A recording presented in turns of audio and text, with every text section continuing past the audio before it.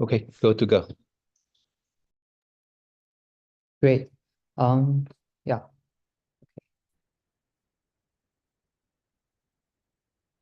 Yeah. So I believe I'll be going over problems 1 and 3 first. Um, yeah. Okay. So let me share my screen.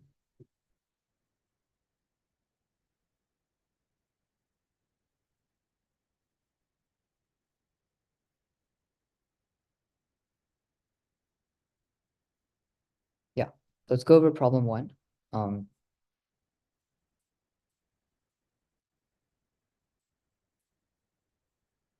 yeah. So this problem 1.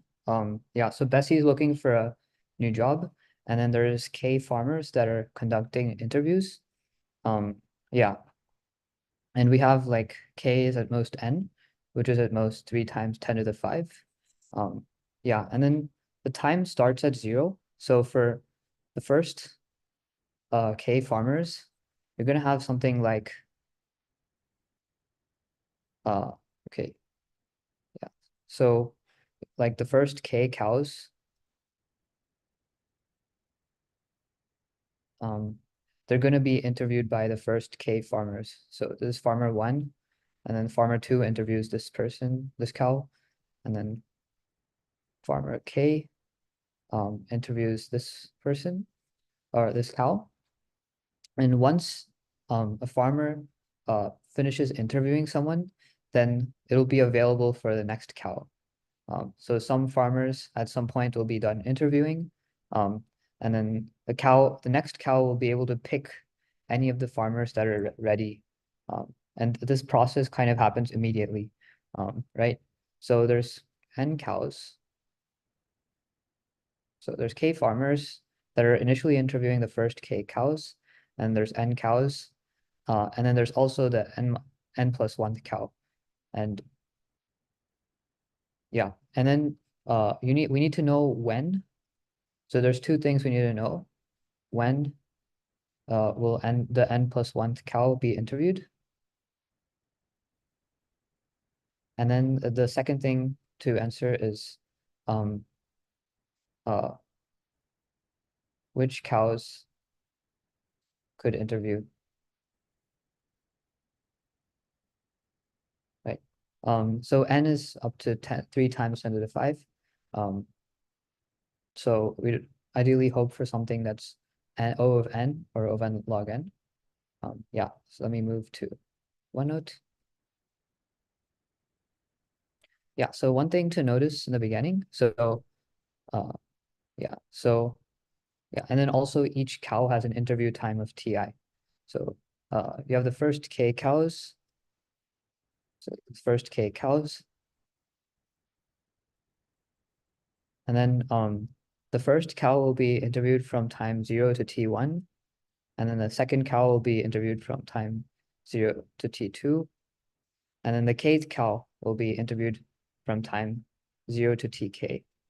And the first time an interview is finished, maybe some farmers will be able to go to some later cows, right? So basically, at the min of these TIs, some subset of the farmers will go and be able to interview some cows, right? So let's say the min of TI is equal to T, then this is going to be equal to T and then T plus TK plus 1, and then T, and then T plus TK plus 2, where TI is the time to interview cow I, and then you have like, let's say four of the interviews finish at the same time. Then it's going to be T, and then T plus TK plus 4, right? So basically, what this gives us is that the range of the times that a cow is interviewed is going to be the same no matter what, who this chooses as a farmer. These ranges of the interview times are going to be the same no matter what, right? So they're already predetermined, you can think. Yeah, so ranges are the same no matter what. Now, we need a way to be able to efficiently process these events. So what we can do is basically each event is when some interview gets finished. So you can have up to and some interview gets finished at the right endpoint of some time interval, right?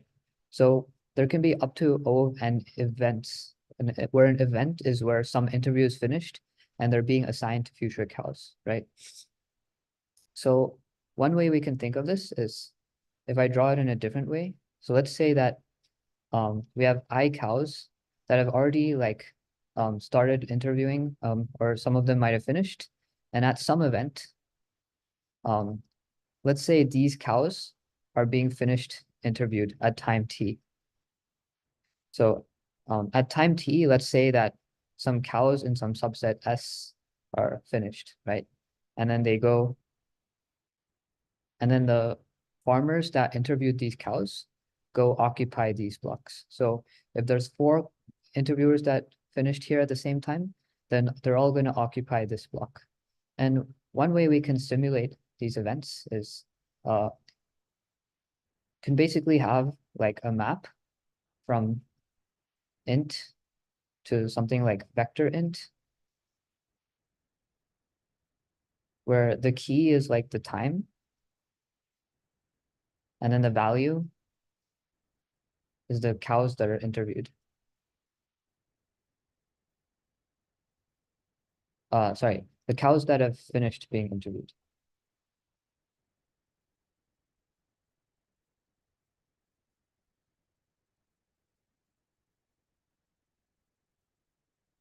Right? So at time t, yeah, so it's going to be a vector. So it's going to be a list of cows that have finished being interviewed.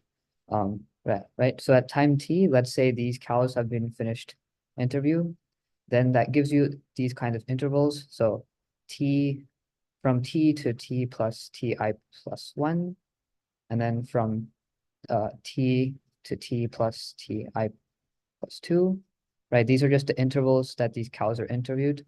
And then let's say there's 4 cows, then this interval will be from t to t plus ti plus 4, right? So yeah.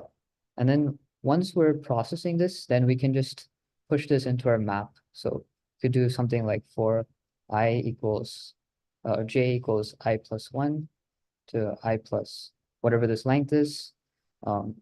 Then yeah, just call this events. Then you can do like events t plus tj dot pushback j, right? So basically the events is like at some time, the farmers corresponding to this vector, the cows corresponding to this vector have been finished interviewing. And when you're processing, yeah, so basically that gives you the time that each cow will be interviewed. You can compute these intervals. You can just compute these intervals, and then you can use this to be able to find when cow n plus 1 will be interviewed, right? Because we're looking for 2 things, right? The first thing is when Bessie's interview will begin, and then the second thing, which we'll discuss in a bit, is which farmers could have interviewed Bessie, right? So we solved the first part. Basically, we just you just simulate the events using a map. So the key is the time of the event, and then the value is the subset of cows that have finished being interviewed. And when you process an event based on the size of the subset, so if the size of the subset is 4, for example, then you know at time t, 4 more cows are going to be interviewed, right? So we were able to do the first part of the problem. And then now let's consider how we're going to do the second part of the problem. Whether farmer I could interview Bessie for the first I farmers, right? So we can think of this problem as a graph, right? So I'm going to draw the same picture again because we can try to see what happens. So ideally, we want to know which farmers could have, which of the first K farmers. So like, let's say I is the number of cows that have either started interviewing, right, at the next event. So, and then at the beginning, these first K cows had like farmer one, farmer two, up to farmer K. Um, and we want to see, at the end of the day, we want to see like whether cow n plus one is possible to be interviewed by farmer I for each I, right? So what we can do is we can try to build a graph. So basically, if there's a path from farmer one to n plus one, then that means we can interview that farmer, right? So the idea is to build a graph.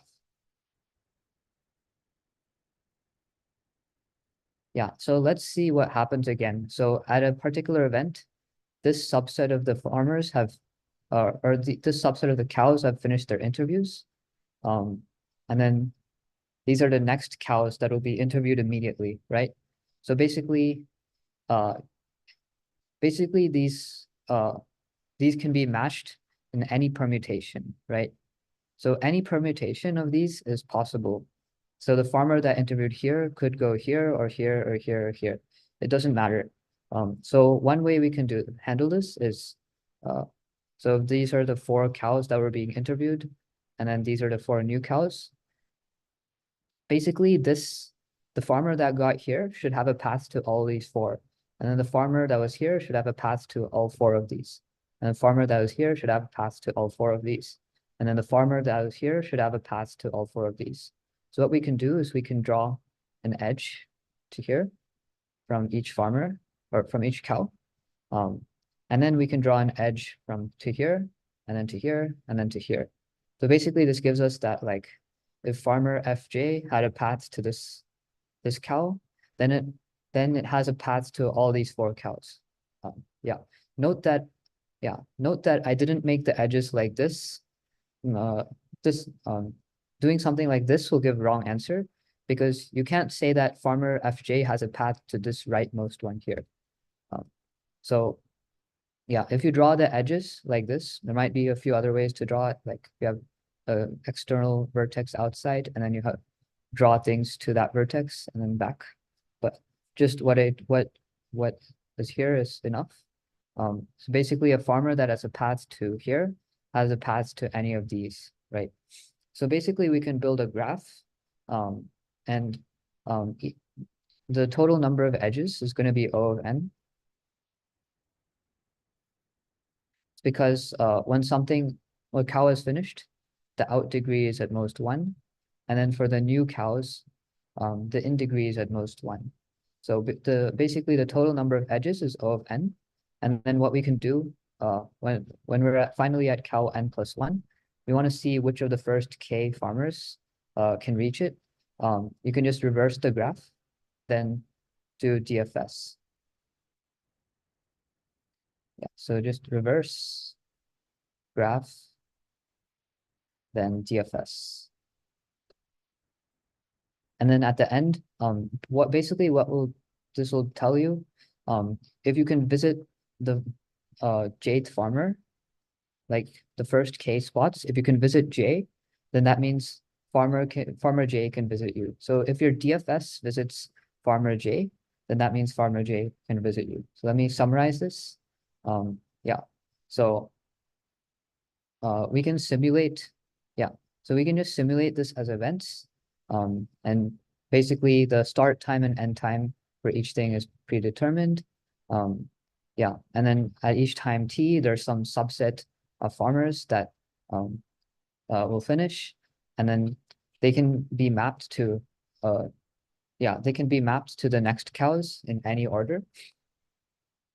So how we can represent this is we can build a graph where just like this. So the cows that have just finished being interviewed, you can add edges to the first cow in the new set of cows, and then you can draw an edge between adjacent cows. And then if you want to see which farmers could possibly visit it, then you can reverse the graph and DFS. Yeah.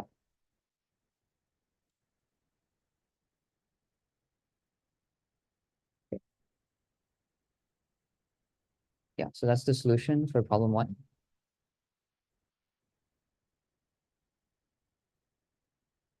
Just give me one moment.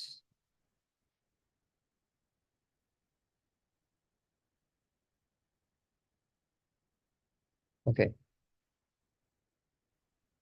Yeah, so that's the solution for problem one. Yeah,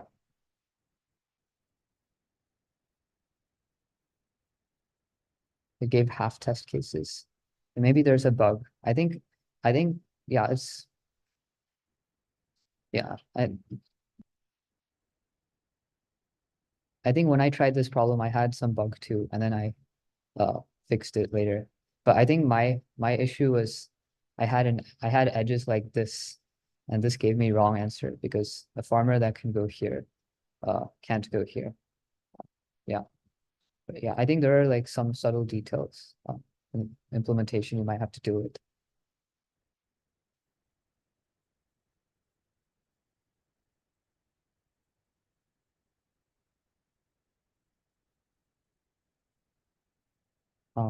Okay. Yeah. So I'll go over problem three.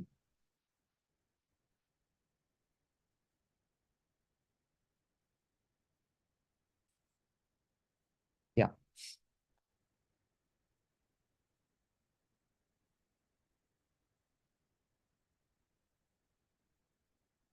Will the source code be posted anywhere? I'm not uh I'll get back to you on that.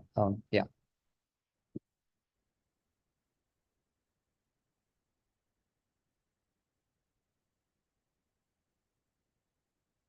Okay. So problem three. So you're given some string of DNA, and then um basically for you have like these pairs of like the form K and L, and it's like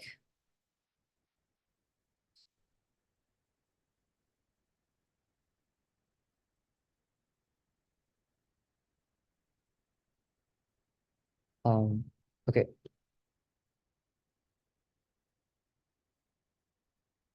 Yeah, so for each string of length K, um yeah, so basically you have your string of length N, and for each string of length K, uh you pick um basically pick the first occurrence of the lexicographically smallest sequence of length L. So this is K and this is L. And then yeah, yeah, and then like yeah, so basically yeah, this is your whole string, this is your whole string. And then for each pair KL, um you consider like a substring of length K, and then you pick the lexicographically smallest substring of that which has length L and the leftmost occurrence of that. So that's at some index I, and then you add this to a set.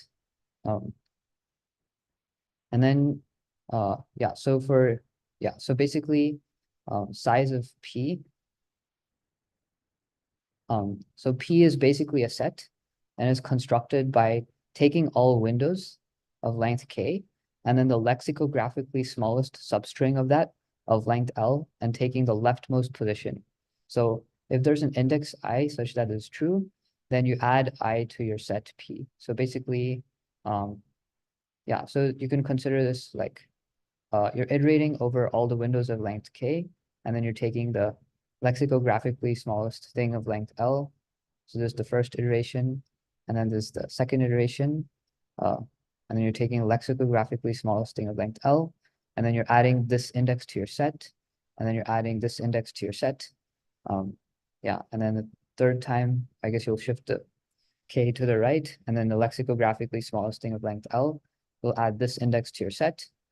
And what this question is asking is, so basically given K and L, you have a set P and that P has a size. So for each V in the range from 1 to N, how many K L pairs are such that size of P is equal to V? Yeah, so there's a mouthful, but yeah. So for each K L pair, you can construct a set P by looking at the distinct indices of where the smaller string starts, and then add that to your set P. And then for each size, how many KL pairs have that size, right? yeah, so that's the problem. And then you have n is at most 3000. So yeah, and there are some subtasks which have like that are a bit lighter. So it's like n at most 500, n up to 100. So like, I guess this subtask is probably like n to the fourth, and then this is n cubed. And then this is yeah, this is n squared. Yeah, so I'm going to talk about how to do this in n squared, and I guess maybe slower implementation of this might result in a complexity of n cubed or n fourths. Yeah. So let's fix the length L, right?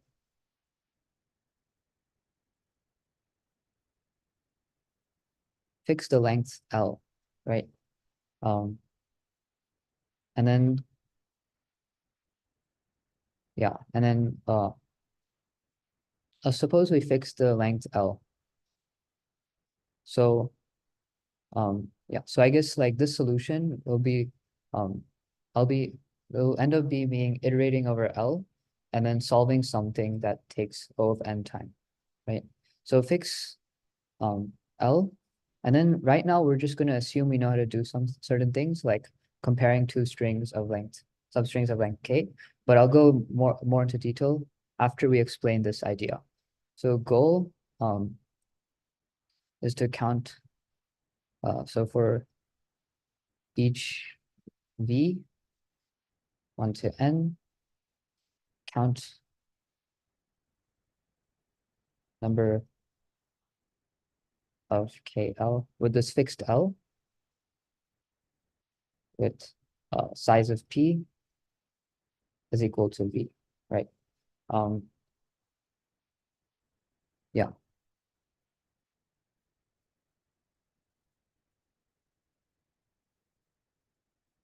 So what we can do basically, if you fix L, so let's consider the contribution of this. Let's say you have a substring of length L. Let's try to see which values. So you have a substring of length L, which starts with I. So let's try to see which K values this I is counted in, right? So in order for so in order for this to be counted in a KL pair, what you basically need is so so K is going to be some outer window, right? There's going to be some uh outer window where L is a substring. So yeah, so the size of L is a substring of this, and the size of L, this thing of size K, this is a substring of this, right? So we want to see for how many K I is in the answer, right? So let's just say, assume we have a window of length K, and this is equal to L, like this index here is equal to L. And then let's say this is the last string of length L, right? Let's say this length is L, right? So this is going to be lowercase r, right?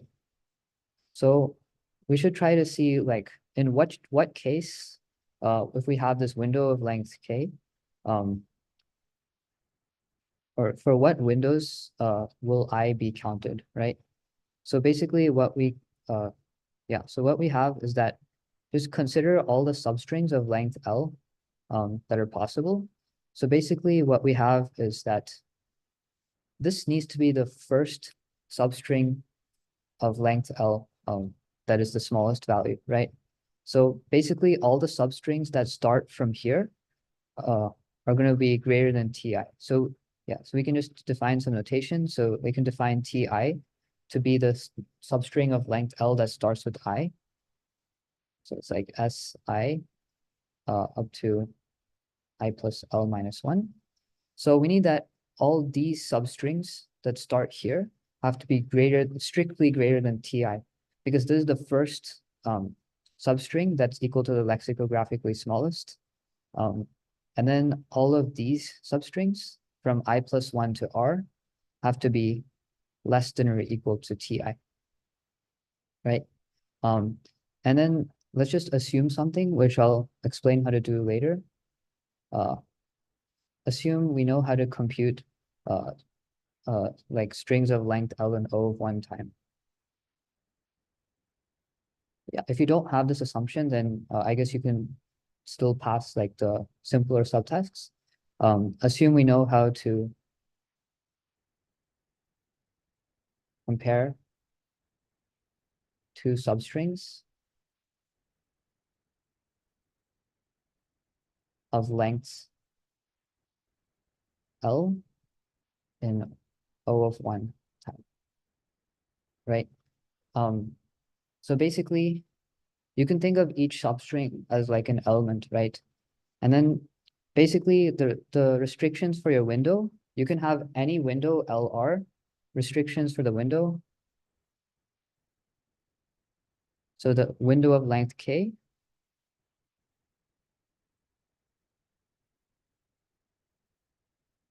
is that yeah, so all of these need to be greater than or equal to Ti, and then all of these need to be less than or equal to Ti.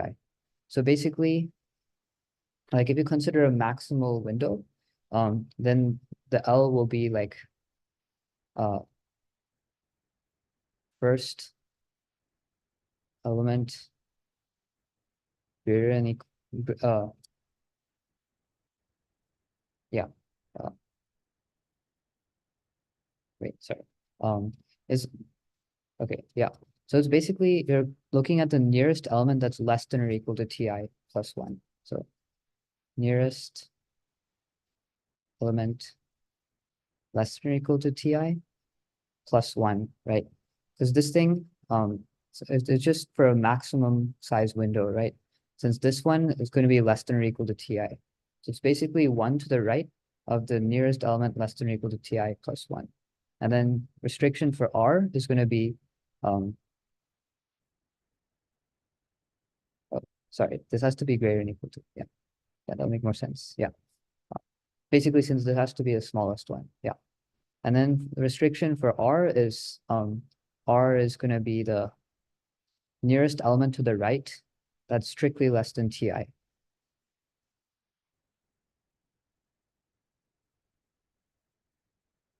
Strictly less than Ti plus one. And we're just assuming that we know how to compare two substrings of length L and O of one time, right? So this is something you can compute for every I and O of n. Yeah, so it's like a problem we can do with stacks. Yeah, it's called nearest. Yeah, so it's one application of stacks. It's called nearest smaller element.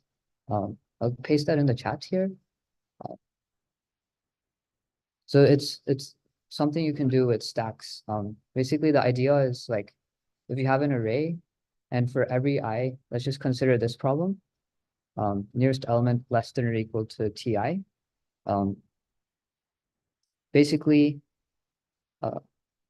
you go from left to right, and then you maintain a monotonically going up stack. And then if your new element is less than the previous element, then you can pop stuff up out of the stack and then insert the new element. So the nearest element less than or equal to Ti was going to be this. Yeah, but you can feel free to refer to the link I sent, USACO guide stacks. This explains how to do these kinds of problems. Like if you're given an array, how do you find the nearest smaller value or nearest larger value? Yeah, so like more directly, it's an application of this CSES problem, nearest smaller values. Yeah, so basically you can apply the trick that or the technique used in nearest smaller values to be able to compute L and R right, like this, right? For every I in O of n time, right? So suppose we have L and R, right? Then the minimum, this gives a range of K for which I contributes. So basically, this substring of length L contributes. So K has to be at least L, right? So L is less than or equal to K. And then we have our left bound and our right bound, right? And then this has additional, how would you rank the problem difficulty? What do you think about overall difficulty of silver contest? Yeah, so I might talk about this a bit later, but yeah, I would say this is probably harder than usual silver. Yeah, like this problem could have also been good for gold. Especially problem 3 is probably advanced. Yeah, but we can talk about this near the end. Yeah, but yeah, I think it's still useful to solve this thing. Pretty instructive. Yeah, but yeah, I think US Open is probably on the harder end. Yeah. Um, yeah, so the possible K values, so the minimum K is basically the one that encloses L, and then the largest K is basically is gonna be like the right side is like R plus L minus one. So it's gonna be something like uh R minus L plus L minus one. Yeah. So basically K I contributes to every K in this interval, right? So we can try to maintain. So for every I, we basically have a range uh for which I contributes to, right? It contributes to this interval from L up to L minus R plus X plus L plus one, right? So basically we can try to have an array, and ideally we want AI to be like the size of P. Um, yeah, so for like if any value K, we can let A of K to be like the size of P for the pair KL, right? So we want to be able to compute this, right? Right? So we're fixing L and we're just considering different Ks. And then we want to find the size of P for all KL, right? So the point of fixing I is that we see which Ks that it contributes to. So basically, uh, what, the spiel here, when I'm concluding that K is going to be in this range from L to R minus L plus L minus one, in order for I to have a contribution, you can think of this as an operation given a left boundary and right boundary for K. Add plus one to xy, where xy is a range, right? So basically for each I, I'm going to have this kind of operation, add plus one to a range xy, and then at the end, I want to output the value.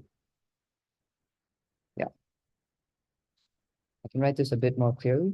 So basically for everything in this range from x to y, so add plus one to a from range x to y. This is my operation, and I have like O of n of these operations. So naively, if I try doing this, it will be O of n squared time, but there's a way to speed this up. So yeah, so like I want this array A, which is the size of P for all the pairs KL for fixed L. But directly doing this is too slow, but we can do something called difference arrays. So basically we can let BI, we can create a new array B where BI is equal to AI minus AI minus one. Then we have, yeah, and then we can also like for edge case, we can have like B1 is equal to A1. Then if we can construct this difference array, then we can reconstruct A, because AI is going to equal the prefix sum over I of BI. So let's try to think about how we can compute this array BI. So the original goal is to add plus one to A from the range X to Y. And that's equivalent in this difference array. So if you want to add one to range X to Y, basically AX plus one minus AX doesn't change. AX plus two minus AX minus one doesn't change. The only things that change are AX minus one and AY plus one minus AY. So basically this operation is equivalent to add plus one to BX, and then add -1 to b y plus 1, right? So this operation, add +1 to ax up to y, the same thing as add +1 to bx, and then add -1 to bx minus y. And then this gives us the answer, right? So we know for fixed L, the size of P for all the K. And then we can do this for all L, and then we have our answer, right? So we know for each K and each L, what's the size of P. So everything we did here was O of N, right? So fix L, and then you do this kind of stack thing, which is the CSES problem, where you find the nearest element less than or equal to in the left, and then the nearest element less than to the right for all I.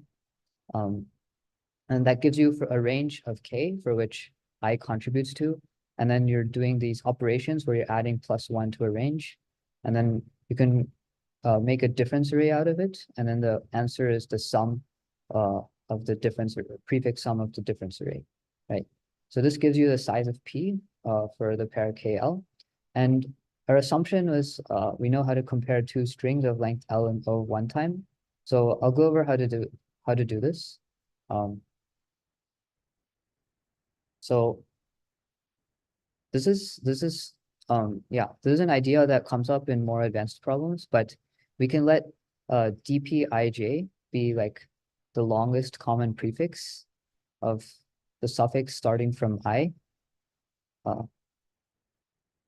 So LCP is the longest common prefix of the suffix starting from I, and then suffix starting from J. So we want to be able to compute this dp value. And the idea is you sort the suffix, sort all the suffixes of L.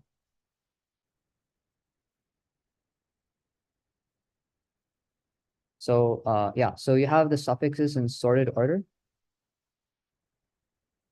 And then if you want to find, so if this is like A, B, C, A, C, D, A, B, C, D.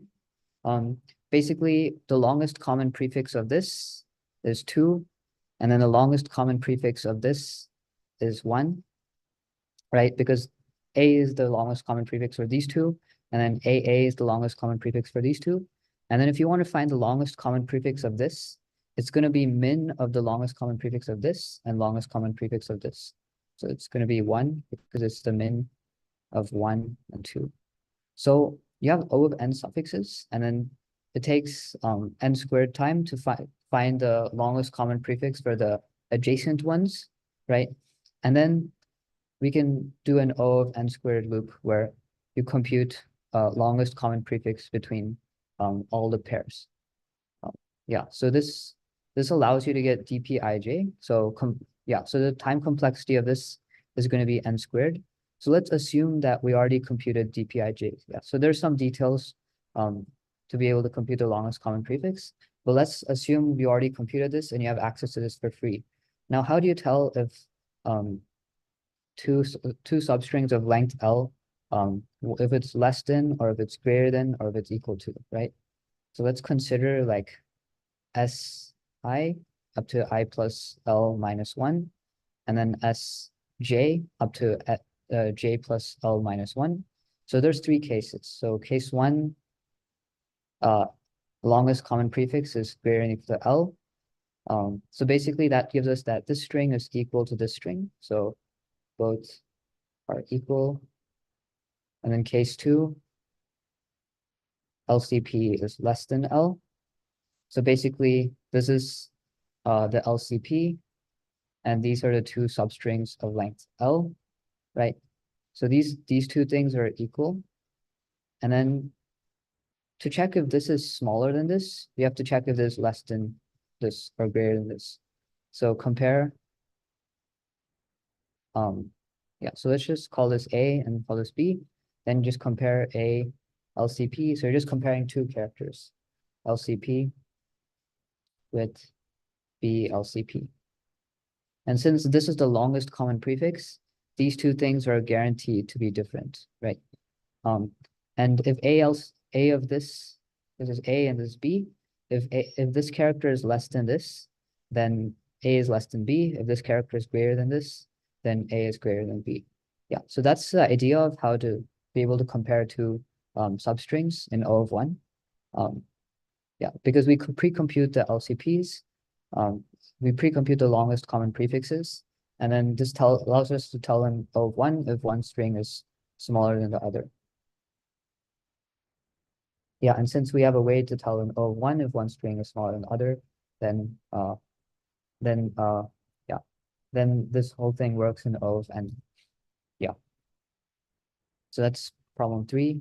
I guess I'll briefly just restate what we did. So we just fixed L, and then we count, yeah, we solved the problem for each V in 1 to n, count the number of k L pairs with the size of P is equal to V, and then for any I that could potentially be in P, we check for which k values could I be in P, and that corresponds to adding +1 to a range.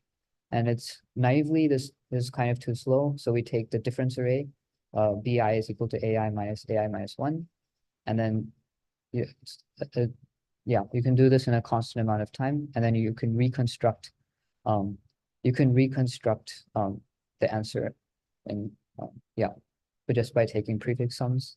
And then you do this for all L to be able to do this in n squared. Yeah. So that's the solution for problem 3. Yeah.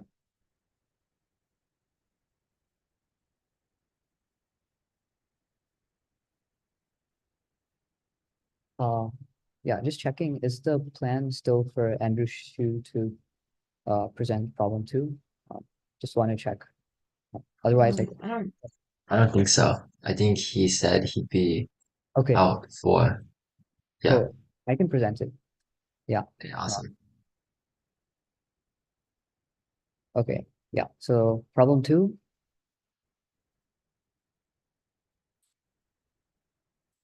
Yeah. So basically, there's n cows that would like to take a daily walk around a fence. Yeah. And then there's fence posts, and the cow might like brush against the fence post. And basically what the farm is like, it's like a 2D plane. And all the sides are parallel to X and Y axes.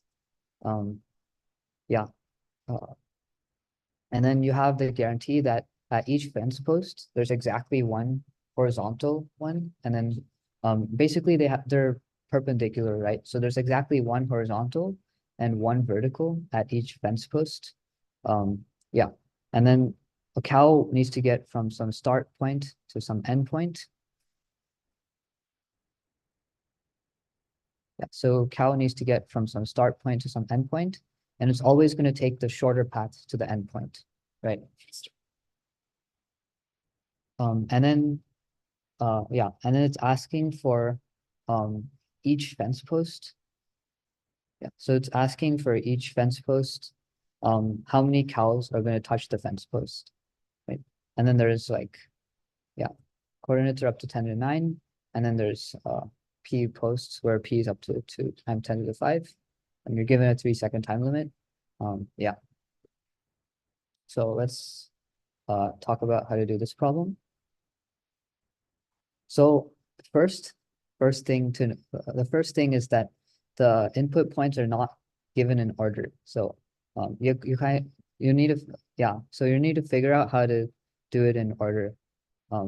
Yeah, and then yeah, I think like all the subtasks require you to be able to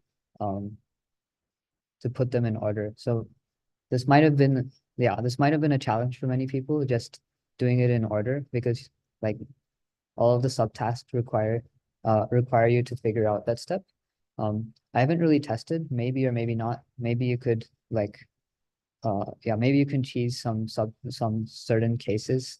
Maybe certain cases might pass if you do it, if you assume they're in order, but I'm not sure. So observation for how to put them in order. So how to put them in order? So note that like at each fence post, um, it has to be perpendicular. So you can't have anything like this, right? So for a certain X value, consider all the fence posts that are at this, or I guess it's Y. Yeah. For a certain Y value, consider all the fence posts that have this Y value. And consider the leftmost fence post. Since there has to be a perpendicular intersection, that means there has to be a fence that's horizontal. And since it's horizontal, you can't go to the left because you have to connect to some other fence post. So you have to go to the right. And since the fence post connects perpendicularly, you can't continue on. So you go to the next one, and then you have to connect these two. So you can show that if you fix X or you fix Y, where there's any fence post, there's always going to be an even number of fence posts. And then you connect the first one to the second one, and then the third one to the fourth one, and then the fifth one to the sixth one. And then you do this same thing in the X direction, or if you fix X. So you're going to have some even number of posts, and then you connect the first to the second, third to the fourth, and then fifth to the sixth. Yeah. Um, yeah, so that's an observation that yeah, they require to be able to solve it. Yeah. Yeah, this might have been a bit tricky to observe. Yeah. That's how you order the points. Yeah. Um, that's how you draw the segments, right? And then you can order the points. Um, and then now let's talk about how to answer the queries. So the query is like you have some start point and some end point, right? So consider the start point, right? So either it's going to be on a vertical segment, potentially both. Either it's going to be on a vertical segment or it could be on a horizontal segment. So one way you can check this is you can have like one map that stores like the vertical segments and another map that stores the horizontal segments. So let's say the start is like X and Y, right? And you want to see which segment it's on. Yeah. So yeah, so basically you can have like map from int to like you need like to store the segments. Yeah. I think it is very implementation dependent. Um uh, like you could store like the lower endpoints of the segments and then also the index. So it could be like uh set pair int uh and then segment at some part X. So basically the key will be X value and then the value will be like the segments. And then you could have a similar thing for Y segments.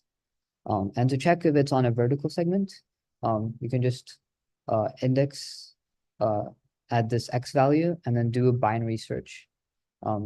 So some kind of lower bound on your set. Or I guess you could also use a vector and just do lower bound to binary search, right?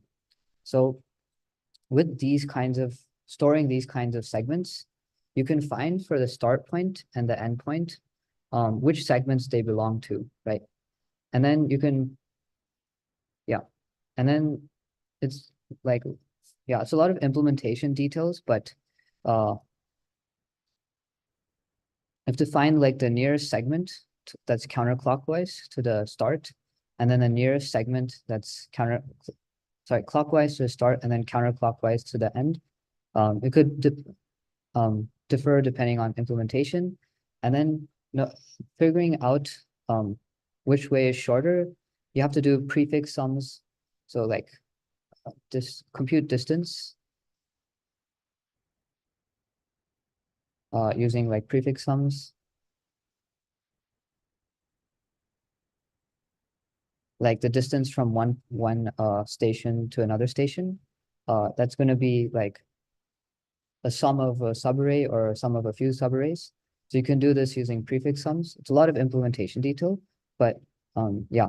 And then And then after you do that, then you know whether to go clockwise or counterclockwise, right? So yeah, if the thing has like 9 points or something, and then this is 8, you're gonna touch stuff. So 9, and then this is 1 again, and then 2. So let's say that your path, you're gonna touch this one, this one, this one, this one. Then it's a similar thing that we did in problem 3. So you want to maintain like the frequencies of how much each thing is touched. So basically you're adding, so if you're touch 8, 9, 1, 2, then it's like add +1 to the range 8 to 9, and then some frequency array, and then add +1 to frequency from 1 to 2. And this is not fast enough naively. This will be like O(n) squared naively, but we can do the similar idea that we did earlier. So let B of I equal A of I minus AI minus 1. And then we can compute B of I, because this is just like adding -1. If you have x, y, it's like adding -1 to bi plus 1, and then adding +1 to bx. Sorry, adding -1 to by plus 1, and then adding +1 to x. And then you could take prefix sums to reconstruct array A. So this is yeah, this is the same kind of thing we did in problem 3. Yeah. So you just need to be able to find the shortest path, and then know which ranges that you're going to visit, which ranges that the cow is going to visit. You're going to add +1 to this, and then add +1 to this, and then do this for all the cows. So basically, yeah, the idea is like find which segments you're on, and then find the shorter distance, and then determine which ranges of these stations you're going to go past. And then you add +1 to these ranges, but it's too slow naively. So you have to use these difference arrays to be able to do this in constant time. And then take the prefix sum, and then that's the total answer, right? So the answer will be prefix sum.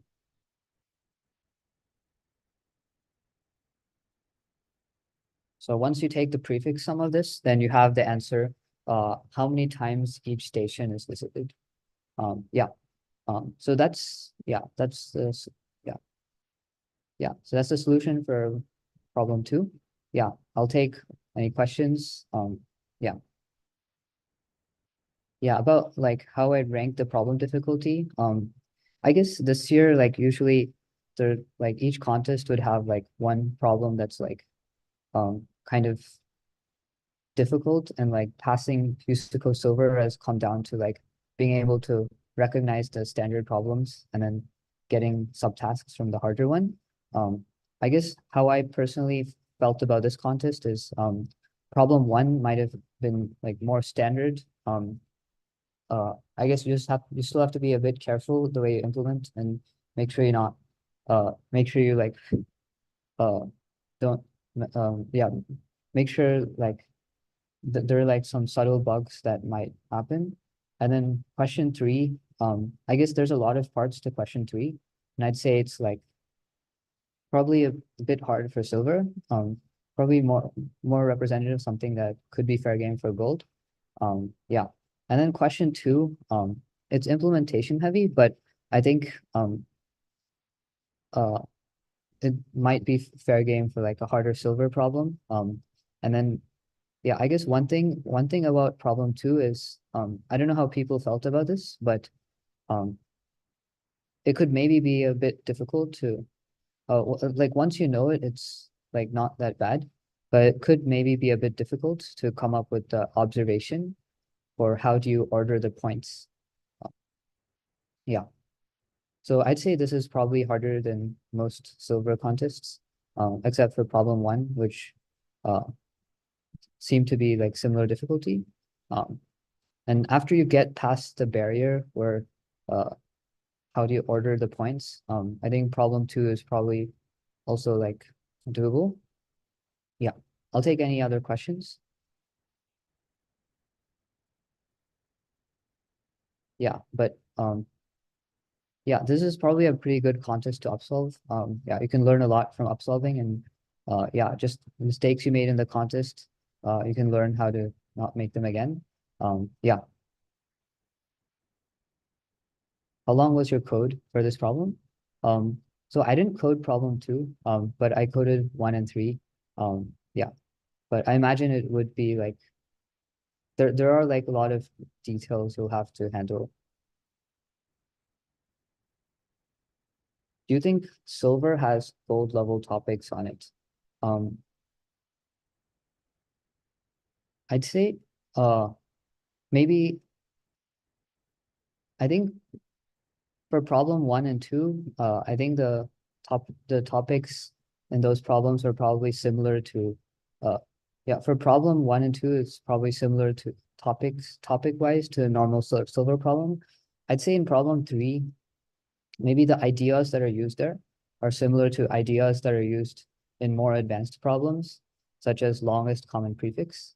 Um, like I'm kind of going into some certain reads here, but um yeah, so I think yeah, like I've done problems in the past using suffix arrays. You don't need a suffix array. It's like a data structure used for strings. You don't need suffix array for this problem, but a common thing that you do is with suffix arrays is like longest common prefix. So I think like having familiarity with that, or like thinking about using longest computing how to compute the longest common prefix, um, gives you like intuition how to solve this. Yeah, but I still think uh technically the ideas are like really maybe the monotonic stack thing might be gold level, but I guess it's a mixture of dynamic programming, monotonic stack, and like being able to add a range, add add like a number to a range, and then maintain the value at its end. I guess those are like the three techniques that were used.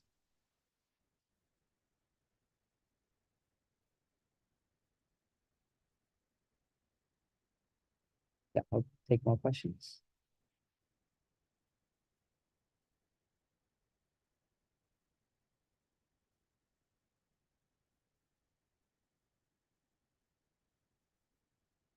Yeah, but I'll just say don't get too discouraged if you didn't do well in this contest. Yeah, I think upsolving this contest you'll learn a lot. Since there are a lot of different things and ideas that were used in these problems.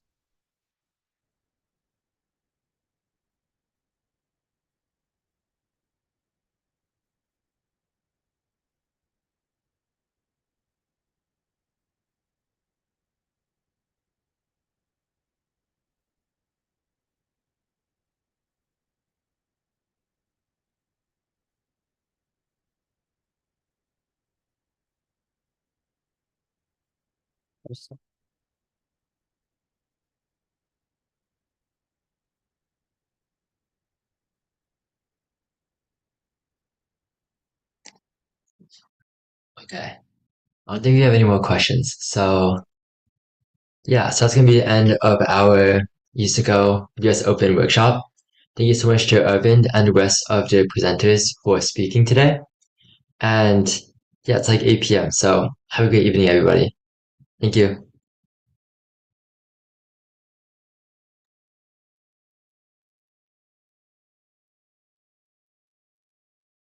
Oh, and if you still have any questions, then I think we'll still be around to answer any.